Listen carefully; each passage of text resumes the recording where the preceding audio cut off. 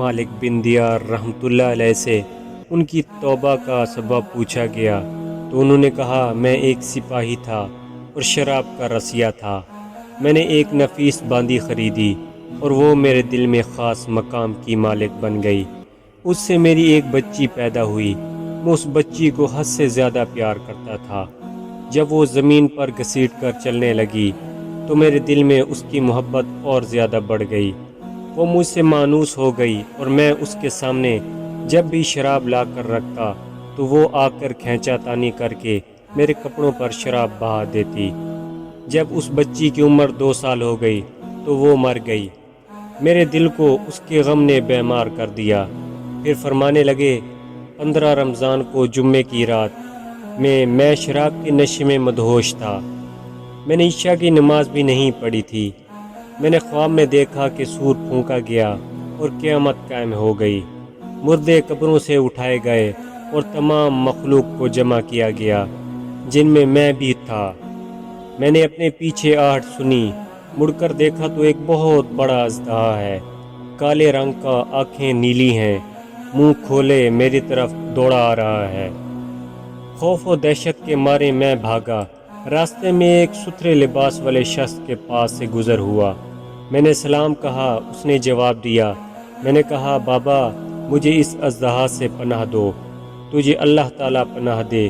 وہ بوڑھا رونے لگا اور کہا میں کمزور اور ضعیف ہوں اور اژدہا زبردست ہے، یہ میرے بس میں نہیں، آگے چلو اور بھاگو، شاید اللہ تعالیٰ تیری نجات کی کوئی صورت بنا دے۔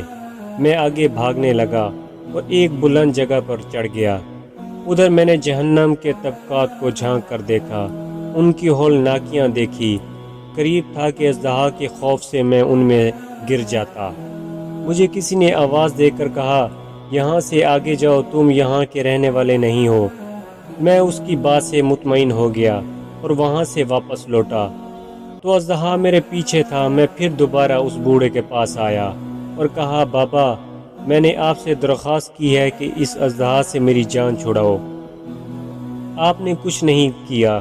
وہ بوڑھا پھر رونے لگا اور کہا میں ناتواں ہوں، البتہ تم اس پہاڑ کے پاس جاؤ جہاں مسلمانوں کی امانتیں ہیں، اگر تمہاری کوئی امانت ہو تو وہ تمہاری مدد کرے گی۔ میں نے دیکھا چاندی کا ایک گول پہاڑ ہے اور اس میں جگہ جگہ سوراخ اور روشن دان ہیں اور پردے لٹکے ہوئے ہیں۔ ہر روشن دان پر سونے کے دوپٹے ہیں اور ان کے قبضے یاقوت کے ہیں اور آرائش و موتیوں کی ہے۔ ہر دوپٹے پر ایک ریشمی پردہ ہے۔ جب میں نے پہاڑ کی طرف نظر دوڑائی تو فوراً اس کی طرف بھاگا اور اژدہا میرے پیچھے تھا۔ جب میں پہاڑ کے قریب پہنچا تو ایک فرشتے نے آواز دی پردے ہٹاؤ، دروازہ کھول دو اور سیدھے کھڑے ہو جاؤ، شاید اس حاجت مند کی یہاں کوئی امانت ہو جو اسے اس کے دشمن سے نجات دلائے۔ میں نے دیکھا پردے ہٹ گئے اور دروازے کھل گئے اور ان روشن دانوں سے بہت سارے بچے میری طرف جھانکنے لگے، ان کے چہرے چاند کی مانند تھے۔ اسی دوران اژدہا بھی میرے نزدیک پہنچ چکا تھا۔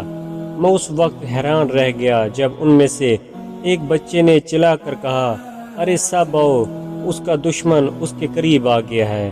چنانچہ وہ جوک در جوک کھڑے ہو کر جھانکنے لگے۔ اچانک میری وہ بچی جو مر چکی تھی وہ بھی ان کے ساتھ جھانک رہی ہے۔ جب اس نے مجھے دیکھا تو رونے لگی اور کہا ہائے یہ تو میرا باپ ہے۔